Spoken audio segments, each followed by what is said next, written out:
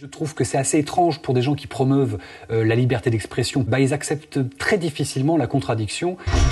Internet, place publique où tout le monde a droit de parole, où toutes les vérités sont bonnes à dire? Pas tout à fait. Tristan Mendès France, figure de la blogosphère française, est devenu la bête noire des sites conspirationnistes. Le crime du blogueur? Avoir tourné en dérision leur film culte, Loose Change. Il en a réalisé une parodie qu'il a mise en ligne. Vous avez adoré mon premier documentaire Loose Ends sur le 11 septembre.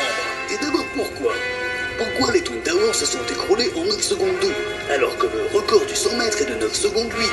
Les Twin Towers comptaient plus vite que Ben Johnson. J'ai été extrêmement mal reçu, au point d'ailleurs que j'ai été tout simplement exclu de ce forum. Et je trouve que c'est assez étrange pour des gens qui promeuvent la liberté d'expression pour eux, pour eux-mêmes.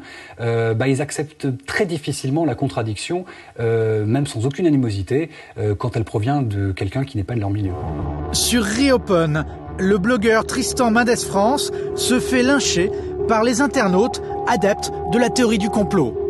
Con comme une bite, pauvre merde, guignol. Et si on continue à pousser, j'ai eu aussi des propos tout simplement antisémites envers moi. Ce qui m'inquiète, c'est que les jeunes aujourd'hui commencent à douter de tout ce qu'on leur dit et que l'histoire avec un grand H qu'on a tous appris ensemble, à terme, si on commence avec le 11 septembre, je vois pas jusqu'où on peut s'arrêter. Et j'ai peur que derrière tout ça, ça soit l'histoire qui en soit la première victime.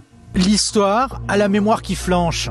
En 2008, une enquête d'opinion a été réalisée sur les attentats du 11 septembre dans 17 pays différents. Près de la moitié des sondés doutent que c'est bien Al-Qaïda qui a organisé les attentats.